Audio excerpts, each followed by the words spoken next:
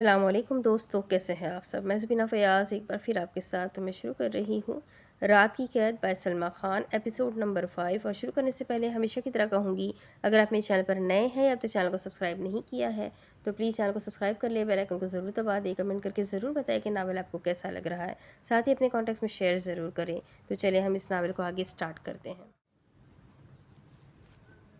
Arhan dining room میں بیٹھا کوئی کام کر رہا تھا۔ جب انشا نے اسے دیکھا تو اس کے ذہن میں ایک خیال آیا۔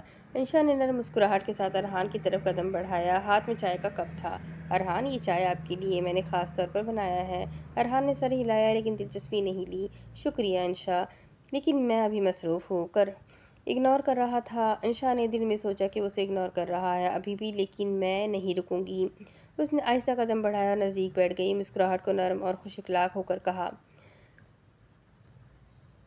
ارحان، آپ ہمیشہ سب کی مدد کرتے ہیں، آپ مجھے نظر انداز کیوں کرتے ہیں؟ اس نے حیران ہو کر انشا کو دیکھا اور پھر ارحان نے روکھے انداز میں جواب دیا، انشا، میں تمہاری عزت کرتا ہوں کیونکہ تم میری کزن ہو، میرے چاچو کی بیٹی ہو، لیکن نہ تم بچی ہو نہ میں بچہ ہوں۔ میں اچھے سے دیکھ رہا ہوں تم کیا کرنا چاہ رہی ہو۔ زبیدہ بیگم جب پیچھے ہی اپنی بیٹی کی ساری بات سن رہی تھی، ارحان کی آواز سن کر وہ سمجھ گئی تھی کہ وہ کیا کہنا چاہ رہا ہے۔ زبیدہ چچی نے پیچھے سے قریب آ کر ہلکی سرگوشی کی، بیٹا غور کرو، انشا ہمارے گھر کی بچی ہے، ہمارے چچا کی بیٹی ہے، باہر کی لڑکیوں سے گھر کی لڑکی ٹھیک نہیں ہے کیا؟ انشا نے آرام سے تاثرات بدلتے ہوئے دیکھتے ہوئے دیکھا تو فوراً بولی، میں نے کیک بنایا ہے ارحان، دیکھے میں نے کیک بنایا ہے آپ کے لیے، آ کر دیکھے، ٹیسٹ کر کے دیکھے تھوڑا۔ ارحان کے سامنے رکھتی حقیقت تو یہ تھی کہ وہ کیک حیا نے بنایا تھا۔ اسے امید تھی کہ وہ اس کیک کو کھا کر شاید تھوڑا سا نرم پڑ جائے، کیونکہ حیا کیک بہت اچھا بناتی تھی۔ کیک کی طرف دیکھا، مسکراہٹ نہ لائی اور ارحان نے نرم انداز میں کہا، اچھا لگتا ہے، لیکن میں واقعی میں اب کیک بہت اچھا لگ رہا ہے، لیکن میں واقعی میں کیک کھانے کے موڈ میں نہیں ہوں۔ انشا کو اپنی صحیح سے محسوس ہوا تھا کہ وہ اس کے ہاتھ کی کوئی چیز بھی کھانا پسند نہیں کر رہا، لیکن کمال مہارت سے اپنے چہرے کے تاثرات سنبھالتے ہوئے وہ دوبارہ بولی، ارے کوئی بات نہیں، میں آپ کے لیے کل دوبارہ بنا دوں گی، پھر شاید آپ کا موڈ ہو۔ زبیدہ چچی نے پھر اشارہ کیا جیسے وہ کہہ رہی ہو، اب یہاں سے جاؤ۔ اپنی ماں کی بات سمجھتے ہوئے وہ وہاں سے اٹھ چکی تھی۔ اس کے اٹھتے ہی ارحان نے ایک سکون کی سانس خارج کی تھی، مگر جب پیچھے سے اس کی چچی کی آواز آئی تو اس کے چہرے پر دوبارہ ناگواری آ گئی۔ وہ عورتوں کی بہت عزت کرتا تھا اور یہ تو اس کی گھر کی عورتیں تھیں، وہ کوئی بھی ایسی حرکت نہیں کرنا چاہتا تھا جس سے ان کو برا لگ جائے، مگر وہ ماں بیٹیاں اسے مجبور کر رہی تھی کچھ سخت الفاظ کہنے پر۔ بیٹا سوچو، گھر کی بچی ہے اور میں تو چاہتی ہوں میری بچی میری آنکھوں کے سامنے رہے، گھر میں کوئی لڑکا باقی نہیں بچا، میری ساری امیدیں تم سے ہے، مجھے پورا یقین ہے تم مجھے مایوس نہیں کرو گے۔ ارحان سمجھ گیا تھا کہ ابھی کچھ بھی کہنا مناسب نہیں ہے، گھر کے جو حالات چل رہے تھے، بھائی کی شادی، اوپر سے یہ سب کچھ، اس نے سوچ لیا تھا صحیح وقت آنے پر وہ سب کچھ ٹھیک کر لے گا، لیکن ابھی نظر انداز کرنا ہی بہتر ہے۔ زبیدہ بیگم اپنے چہرے پر شاطرانہ مسکراہٹ سجائے اب اپنی بیٹی کے کمرے کی طرف بڑھ گئی تھی۔ پیچھے وہ سوچ میں پڑ گیا کہ ان دونوں سے جان کیسے چھڑائے۔ صفوان جو آج گھر پہ ہی موجود تھا، وہ آرزو کو ڈھونڈ رہا تھا، پتہ نہیں کیوں، لیکن اس کے دل میں آج شدت سے تمنا ہو رہی تھی کہ وہ آرزو سے بات کرے، شاید قسمت بھی اس کے ساتھ تھی۔ لان میں دیکھا تو وہ کتاب میں سر ٹکائے کچھ پڑھ رہی تھی۔ وہ اس کے قریب گیا، آرزو تم یہاں ہو؟ صفوان اس کے سامنے کھڑا ہو کر کہہ رہا تھا۔ آرزو نے کتاب چہرے سے ہٹائی اور اس کی طرف دیکھنے لگی۔ آرزو نے شرم سے سر جھکا لیا اور کتاب کے پیچھے سے اس کی طرف نظر ڈالی۔ آرزو کے دل میں خیال آیا، یہ سب کیا ہے؟ بچپن میں ہمیشہ اتنے کھیل اور باتیں کرتے ہیں، مگر میری فیلنگ تھی اور اب بھی وہی شرم مجھے کچھ کہنے ہی نہیں دیتی۔ صفوان نے چھوٹی سی ہنسی کے ساتھ کہا، ارے آج تمہیں لے کر وہ نیا کھیل کھیلنا ہے، یاد ہے جب ہم چھپن چھپائی کھیلتے تھے؟ آرزو نے شرمندگی سے سر ہلایا اور ہلکی مسکراہٹ دی۔ جب ہم چھپ کر کھیلتے تھے؟ آرزو نے شرمندگی سے سر ہلایا اور ہلکی مسکراہٹ دی۔ ہاں یاد ہے، لیکن میں ہر بار ہار جاتی تھی اور مجھے آج بھی لگتا ہے کہ میں شرمندہ ہو جاؤں گی۔ صفوان نے قریب آ کر کہا، تم کبھی بھی نہیں ہارتی تھی، بلکہ تم مجھے جیتنے دے دیتی تھی، میں ہمیشہ تمہارے ساتھ ہوں۔ آرزو کے دل کی دھڑکن تیز ہو گئی۔ وہ جانتی تھی کہ صفوان اس کے لیے بچپن سے خاص ہے، ظاہر نہیں ओपनली अपनी फीलिंग, लेकिन वो कभी अपनी फीलिंग ओपनली जाहिर नहीं करवा पाई। सफ़ान ने हल्का सा हाथ बढ़ाया और आरज़ू ने आहिस्ता से उसका हाथ पकड़ लिया। दोनों के दरमियान खामोशी छा गई, लेकिन ये खामोशी की नहीं, बल्कि मोहब्बत की नरम लहर की थी। आरज़ू, तुम जानती हो मैं हमेशा तुम्हारे साथ रहूँगा, चाहे कुछ भी हो। आरज़ू ने सर झुकाकर बस हल्की सी हाँ की। उसके दिल में एक अजीब सा सुकून और खुशी की लहर दौड़ गई। वो समझ गई थी कि उसके दिल के जज्बात सफ़ान के लिए कभी कम नहीं होंगे। आरज़ू के दिल की सोच, ये बचपन की वो मोहब्बत है जो शायद ज़िंदगी के हर मोड़ पर हमारे साथ रहेगी, और मुझे यकीन है कि सफ़ान भी यही सोचता है। सफ़ान ने आरज़ू की तरफ मुस्कुरा कर कहा, चलो अब खेलते हैं, और हाँ, आज तुम हंसोगी। मैं प्रॉमिस करता हूँ कि तुम्हें कोई परेशानी नहीं होगी। आरज़ू ने हल्की हंसी के साथ उसकी तरफ देखा और दोनों बचपन की यादों में खो गए। ये छोटा सा लम्हा जो किसी के लिए मामूली लगता, आरज़ू और सफ़ान के लिए एक अनमोल यादगार बन गया।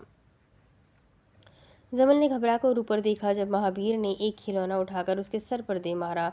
तुम गंदी हो, तुम मेरे साथ खेलती नहीं हो। मम्मा ने कहा था जो साथ रहते हैं वो खेलते भी है। नहीं खेलती, वो गुस्से में था।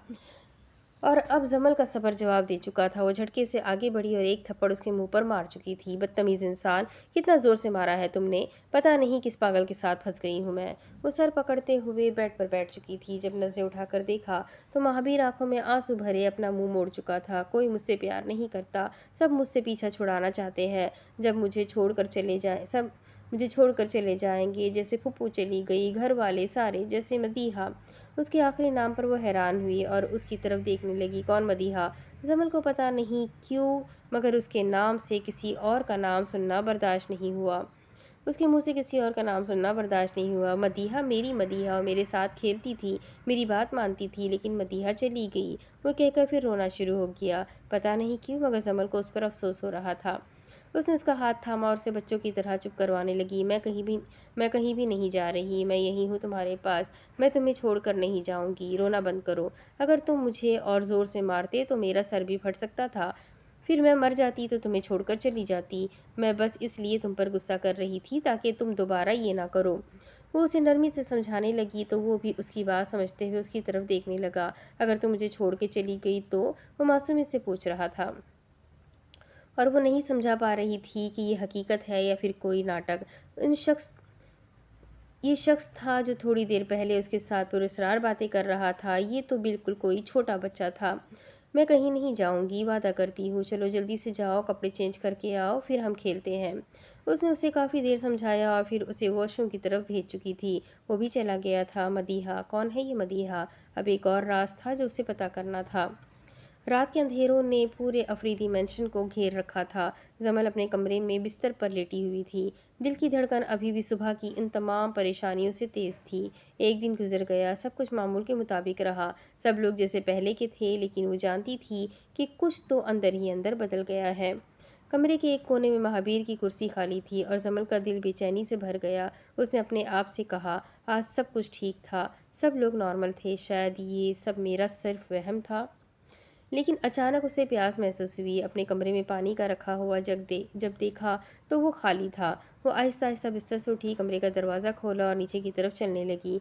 जमल का दिल ज़ोर ज़ोर से धड़क रहा था। कदम कदम पर उसके हाथ काँप रहे थे। नीचे के हॉल में रोशनी कम थी, लेकिन वह सब कुछ देख सकती थी। अभी वो किचन की तरफ जाने ही लगी थी जब कुछ लोगों को ड्राइंग रूम में बैठे हुए देखा। अभी तकरीबन 12 बजने वाले थे और अभी तक तो सबको सो जाना चाहिए था, मगर ये हैरान करने वाली बात थी।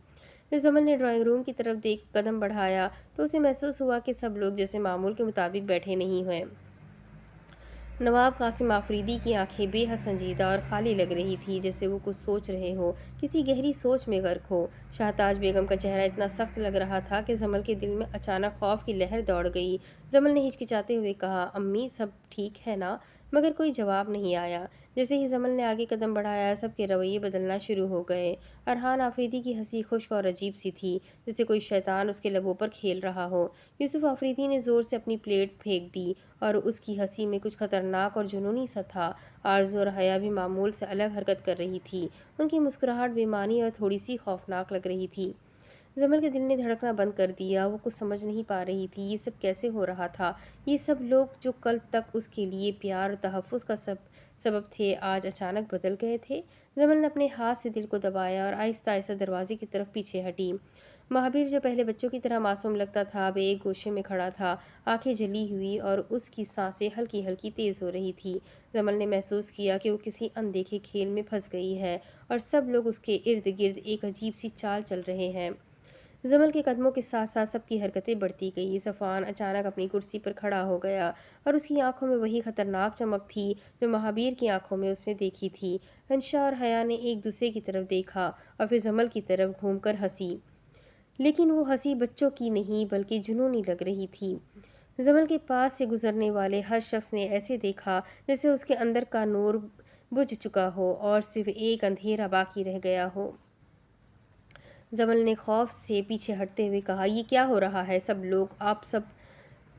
لیکن کوئی جواب نہیں آیا۔ سب خاموش اور پرسکون تھے اور یہی خاموشی سب سے زیادہ خوفناک تھی۔